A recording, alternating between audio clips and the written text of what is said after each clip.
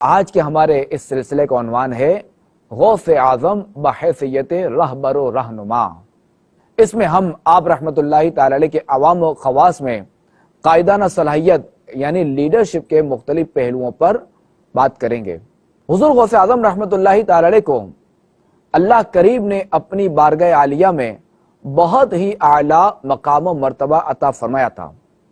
آپ رحمت اللہ تعالی علیہ شریعت و طریقت اور تصوف کے امام اور رہبر و رہنما تھے۔ آپ رحمت اللہ تعالی علیہ ایک عظیم صوفی بزرگ اور رہبر و رہنما کی حیثیت سے مشہور ہیں۔ آپ رحمت اللہ تعالی علیہ کی زندگی اور تعلیمات نے نہ صرف روحانی ترقی میں بلکہ اخلاقی اور سماجی اصلاحات میں بھی نمایاں کردار ادا کیا، اور آپ رحمت اللہ تعالی علیہ کی تعلیمات نے کئی لوگوں کو روحانی سکون اور رہنمائی فراہم کی، اور آج بھی آپ رحمت اللہ تعالی علیہ کی تعلیمات کا اثر موجود ہے۔ مدنی چینل کے ناظرین، ایک اچھے لیڈر کی خصوصیات میں سے یہ بھی ہے کہ وہ لیڈر رحم دل، سخی اور لوگوں کا خدمت گزار ہوتا ہے۔ حضور غوث پاک رحمت اللہ تعالی علیہ نے ساری زندگی درس و تدریس میں گزاری تھی، اور آپ رحمت اللہ تعالی علیہ علم دین حاصل کرنے والے طلباء کرام پر بے حد شفقت اور محبت فرمایا کرتے تھے، اور ان کا ہر طرح سے خیال فرمایا کرتے تھے، اور بسا اوقات طلباء کرام کے لیے اپنے گھر سے کھانا بھی بھیجا کرتے تھے۔ جیسا کہ امام ابن قدامہ حنبلی رحمت اللہ تعالی علیہ سے حضور غوث پاک رحمت اللہ تعالی علیہ کے بارے میں سوال کیا گیا تو آپ نے فرمایا کہ ہم نے آپ رحمت اللہ تعالی علیہ کی عمر کا آخری حصہ پایا اور آپ کے مدرسے میں مقیم رہے۔ ہمارا اس طرح خیال رکھا جاتا کہ کبھی غوث پاک رحمت اللہ تعالی علیہ اپنے شہزادے حضرت سید یحییٰ رحمت اللہ تعالی علیہ کو ہماری جانب بھیجتے، وہ ہمارے لیے چراغ جلاتے، اور آپ رحمت اللہ تعالی علیہ ہمارے لیے اپنے گھر سے کھانا بھیجتے۔ عاشقان غوث اعظم، ہمیں بھی چاہیے کہ دینی طلباء کی ضروریات کا اپنی اپنی استطاعت کے مطابق خوب خیال رکھا کریں۔ جن سے بن پڑے بالخصوص غریب طلباء کرام کے لیے دینی کتابیں، کپڑے، موسم کے لحاظ سے رہائش کی ضروریات اور کپڑے، سویٹر وغیرہ، یہ جو ہے وہ یہ ضرورت پوری کرنے میں رضا الہی اور دیگر اچھی اچھی نیتوں کے ساتھ اپنا حصہ ملا کر دین خدا کی مدد کرنے والوں کے صف میں شامل ہو جائیں، کہ کیا معلوم اس نیک عمل کی برکت سے اللہ تبارک و تعالی ہماری بے حساب مغفرت فرما دے اور ہم سے ہمیشہ کے لیے راضی ہو جائے۔ پیارے اسلامی بھائیو، مدنی چینل کے ناظرین، یوں تو حضور غوث پاک رحمت اللہ تعالی علیہ درس و تدریس، تصنیف و تالیف، واعظ و نصیحت اور اس کے علاوہ مختلف علمی شعبوں میں انتہائی مہارت رکھتے تھے، مگر خاص طور پر فتویٰ نویسی میں آپ کو وہ کمال حاصل تھا کہ اس دور کے بڑے بڑے علماء، فقہا اور مفتیان کرام بھی آپ رحمت اللہ تعالی علیہ کے لاجواب فتووں سے حیران رہ جاتے تھے۔ جیسا کہ شیخ امام موفق الدین ابن قدامہ رحمت اللہ تعالی علیہ فرماتے ہیں کہ ہم 561 ہجری میں بغداد گئے تو ہم نے دیکھا کہ شیخ عبد القادر جیلانی رحمت اللہ تعالی علیہ ان میں سے ہیں جن کو وہاں پر علم و عمل اور فتویٰ نویسی کی بادشاہت دی گئی ہے۔ آپ کی علمی مہارت کا یہ عالم تھا کہ اگر آپ سے انتہائی مشکل مسائل بھی پوچھے جاتے تو آپ رحمت اللہ تعالی علیہ ان مسائل کا نہایت آسان اور عمدہ جواب دیتے۔ آپ رحمت اللہ تعالی علیہ نے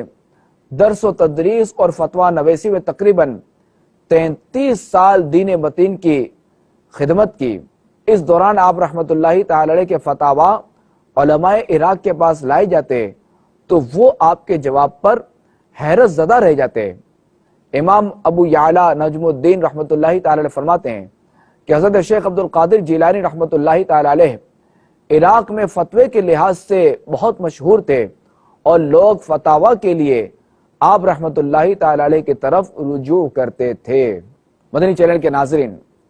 آپ کی علمی مصروفیات سے بخوبی معلوم ہوتا ہے کہ آپ رحمت اللہ تعالی علیہ نے اپنی ساری زندگی علم دین حاصل کرنے اور اسے پھیلانے میں گزار دی۔ لہذا ہمیں بھی چاہیے کہ حضور غوث پاک رحمۃ اللہ تعالی علیہ کے مشن پر چلتے ہوئے اپنے دل میں علم دین حاصل کرنے کا شوق پیدا کریں اور اس کے ذریعے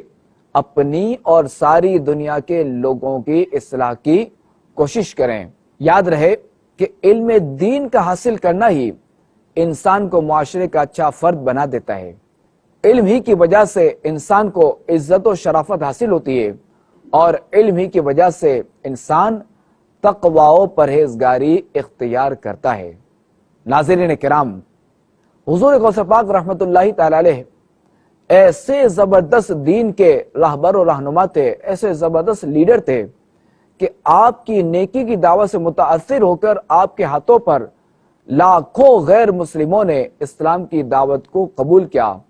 اور کئی گمراہوں اور دین سے بھٹکے ہوئے کو راہ ہدایت نصیب ہوئی۔ چنانچہ حضرت شیخ عبدالحق محدث دہلوی رحمۃ اللہ تعالی علیہ ارشاد فرماتے ہیں کہ حضرت شیخ محی الدین عبد القادر جیلانی رحمۃ اللہ تعالی علیہ کی کوئی محفل ایسی نہ ہوتی جس میں غیر مسلم آپ کے دستے مبارک پر دولت ایمان سے مشرف نہ ہوتے اور نافرمان، ڈاکو، گمراہ اور بد مذہب آپ کے ہاتھ پر تائب نہ ہوتے۔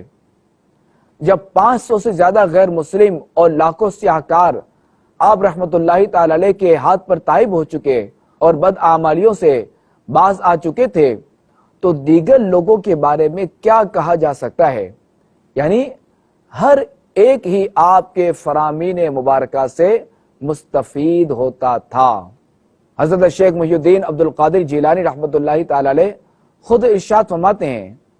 کہ میرے ہاتھ پر 500 سے زائد یہودیوں عیسائیوں نے اسلام قبول کیا اور 1 لاکھ سے زیادہ ڈاکو، چور، فساق و فجار، فسادی اور بدعتی لوگوں نے توبہ کی۔ مدنی چینل کے ناظرین، حضور غوث پاک رحمت اللہ تعالی علیہ نے لوگوں کی اصلاح اور ہدایت کی رہنمائی کے لیے جو ملفوظات عطا فرمائے وہ بھی ہر عام و خاص کے لیے مشعل راہ کی حیثیت رکھتے ہیں۔ آئیے غوث پاک رحمت اللہ تعالی علیہ کے علم و حکمت بھرے ہوئے ملفوظات میں سے 7 فرامین سنتے ہیں۔ ایک مسلمان کو اللہ کریم کی رضا پر راضی رہنا چاہیے کہ نعمتیں بھی اسی کی دی ہوئی ہیں اور آزمائشیں بھی اسی کی طرف سے آتی ہیں۔ انسان نعمتیں سمیٹتے وقت تو رب کریم کی رضا پر راضی رہتا ہے، لیکن آزمائش کے وقت شکوہ و شکایت زبان پر لے آتا ہے۔ حضور غوث پاک رحمت اللہ تعالی علیہ رب کریم کی رضا پر راضی رہنے کے بارے میں فرماتے ہیں، اے اللہ کے بندے، اگر تیری قسمت و نعمت کا ملنا ہے تو وہ تجھے ضرور مل کر رہے گی، چاہے تو اسے طلب کر یا ناپسند کر۔ اگر تیری قسمت میں مصیبت و تکلیف ہے اور تیرے لیے اس کا فیصلہ ہو چکا ہے تو خواہ اسے ناپسند کرے یا اس سے بچنے کی کوشش کرے، تب بھی وہ مصیبت تجھ پر آ کر رہے گی۔ لہذا اپنے تمام امور اللہ کریم کے حوالے کر دے۔ اگر تجھے نعمتیں عطا ہوں تو شکر ادا کر اور اگر آزمائش کا سامنا ہو تو صبر کر۔ خوف خدا، یاد رہے کہ گناہوں سے بچنے اور نیک اعمال کرنے کے لیے خوف خدا کا ہونا بے حد ضروری ہے،